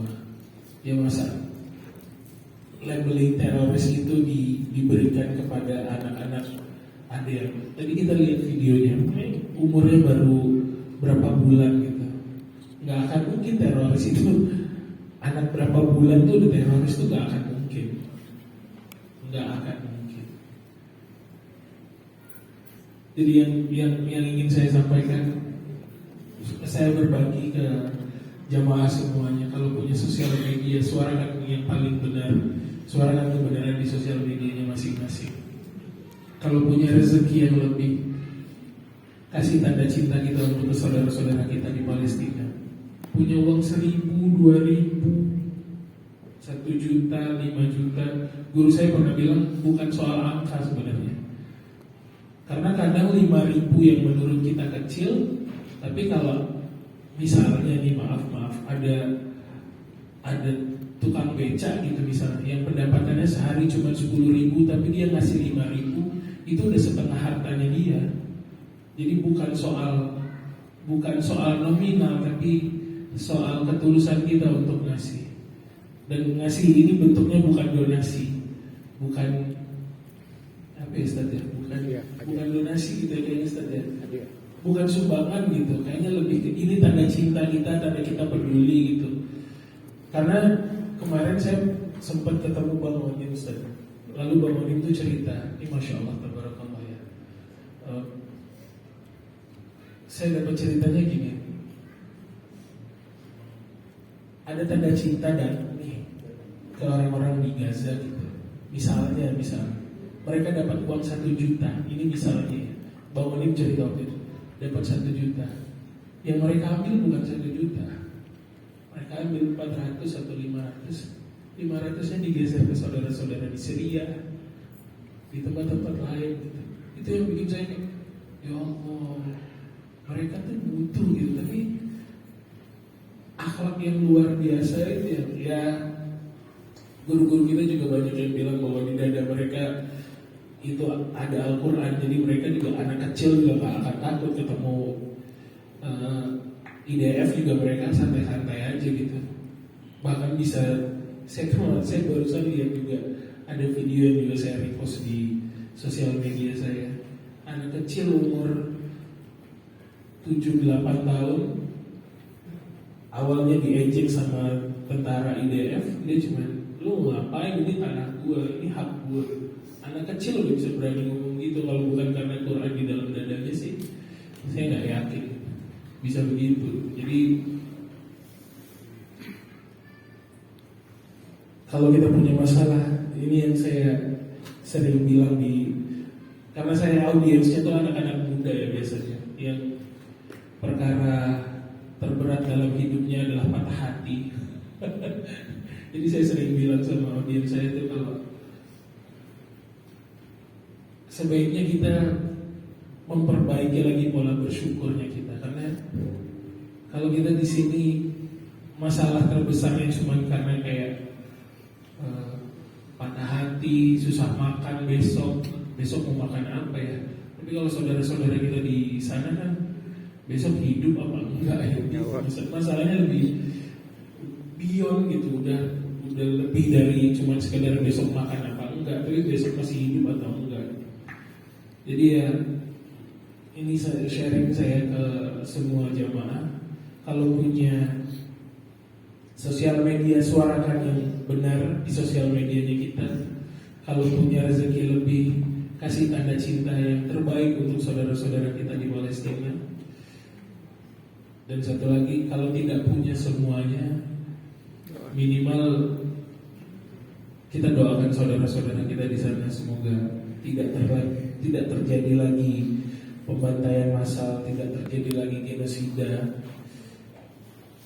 Dan semoga kita berdoa kemerdekaan itu segera didapatkan oleh saudara-saudara kita di Palestina. Bila taufiq wal hidayah. Assalamualaikum warahmatullahi wabarakatuh. Ya, luar biasa. Terima kasih Bang Rijal. Kita kasih aplaus untuk Bang Rijal dengan mengucapkan takbir. Allahu Akbar. Ya, dan Allah menjaga seluruh beliau. Jadi sudah kita dengar bersama komitmen beliau kepada Palestina sebagai tanda cintanya pada Palestina. Beliau memberikan sebuah isyarat dengan bendera Palestina yang gelap ya, jadi sebagai kiblat ini. Oleh sekalian, insyaallah kita tidak akan pernah berhenti berjuang sampai Palestina merdeka. Kapan Palestina merdeka? Insyaallah tidak lama lagi. Kenapa saya katakan demikian? Ini hadisnya ada di depan Bapak Ibu sekalian. Bapak Ibu kita lihat hadisnya. An Nabi Hurairah radhiyallahu anhu dari Abu Hurairah radhiyallahu anhu qala berkata, qala Rasulullah SAW bersabda, Inna Allah sesungguhnya Allah yab'atsu akan mengutus min hadir ummati dari umatku ini ala ra'si setiap kelipatan kulitnya di sana 100 tahun sekali man yujaddidu dinan, seseorang yang akan memperbaiki agama. Jadi 100 tahun sekali setelah Rasulullah wafat akan muncul baru. Bukan Nabi, bukan Rasul. Nabi dan Rasul sudah tidak ada. Ini baru. Setiap 100 tahun satu kali. Ya, setelah Rasulullah SAW wafat. Bapak Ibu ada kata yang terakhir memimpin dunia siapa Bapak Ibu? Dari umat Islam. Turki Utsmani. Sepakat Turki Utsmani ya? Turki Utsmani berakhir di tahun berapa Bapak Ibu? 1924. Ya, 1924. Andai angka 1924 kita ambil Bapak Ibu, kita tambah dengan 100 tahun lagi. Berapa hasilnya? 2024. Berapa bulan lagi? Berapa lama lagi? Jadi tahun depan ini menjadi tahun yang luar biasa, menentukan untuk arah politik bangsa kita.